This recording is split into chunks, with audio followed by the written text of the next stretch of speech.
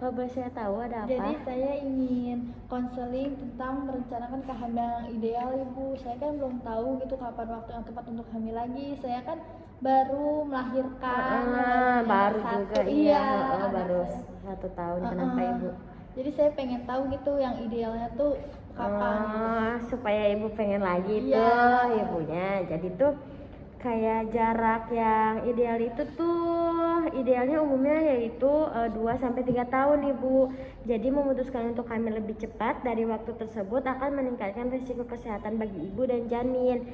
Nah, terus kata WHO juga atau Organisasi Kesehatan Dunia menganjurkan agar ibu tidak memberi jeda kehamilan yang terlalu lama Ibu, yakni lebih dari 5 tahun.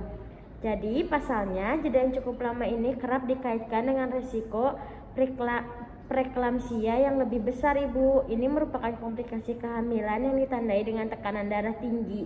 Meskipun begitu, sampai saat ini masih terus dilakukan penelitian untuk mencari hubungan antara jeda kehamilan yang terlalu lama dengan preeklamsia.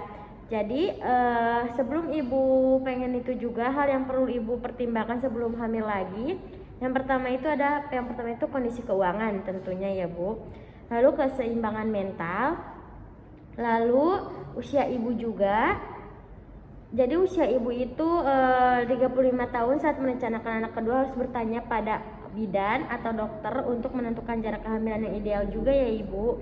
Jadi kalau misalnya ibu udah 35 tahun ke atas itu ibu harus konseling ke dokter atau bidan lagi ya Ibu kalau ingin merencanakan kehamilan lagi. Lalu pola hidup yang sehat juga. Lalu kesiapan anak pertama seorang menjadi kakak Ibu, apalagi kan sekarang anak Ibu baru 1 tahun ya Ibu. Otomatis Ibu harus merencanakan kesiapan mental anak Ibu juga. Jadi risiko jika jarak kehamilan tidak ideal itu yang pertama itu jarak kehamilan yang tidak ideal meningkatkan risiko perdarahan Ibu.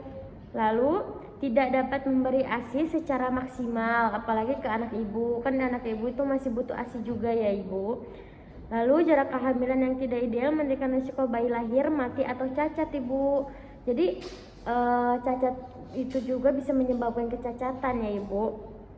Karena asupan gizi yang didapatnya juga tidak akan memenuhi kebutuhan janin Ibu.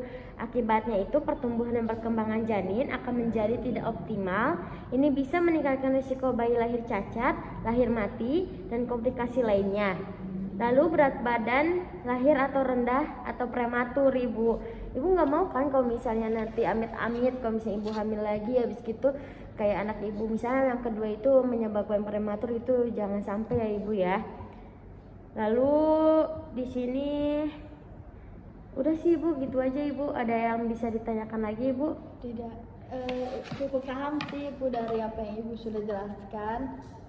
Segitu aja Ibu yang bisa saya jelaskan. Jadi kayak banyak juga ya Ibu faktor-faktor yang bisa menyebabkan kayak cacat yang tadi saya jelaskan. Kalau misalnya Ibu tidak konseling dulu ke dokter atau ke bidan, jadi jangan cepet-cepet dulu Ibu ya, minimal 2 tahun lah Ibu minimalnya itu ya. Anak Ibu tunggu dulu 2 tahun si dedeknya Ibu, jangan terburu-buru, kasihan ke anak Ibu gitu Ya baik Ibu. ya Ibu. Terima kasih ya sama Ibu.